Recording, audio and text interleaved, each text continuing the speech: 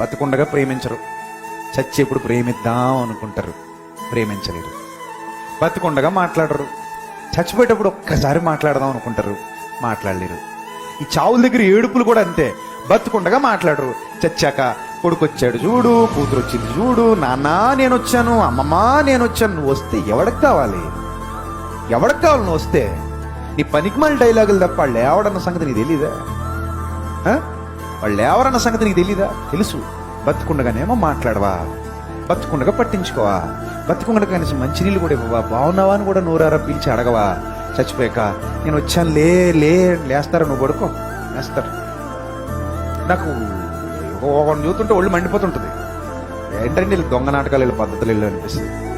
బతుకుండగా ఒక్కరు మాట్లాడు, బతుకుని అసలు పట్టించుకోరు, ప్రేమించరు, ఏం చేయరు. చచ్చిపోయాక మాత్రం ఎక్కడి నుంచి వచ్చేస్తా దొంగెడుపు, ఎగేడ్చేస్తారు. ఈ మాయదారి ఏడుపులు అన్నీ ఏడ్చేస్తారు. ఇవన్నీ అవసరం అండి?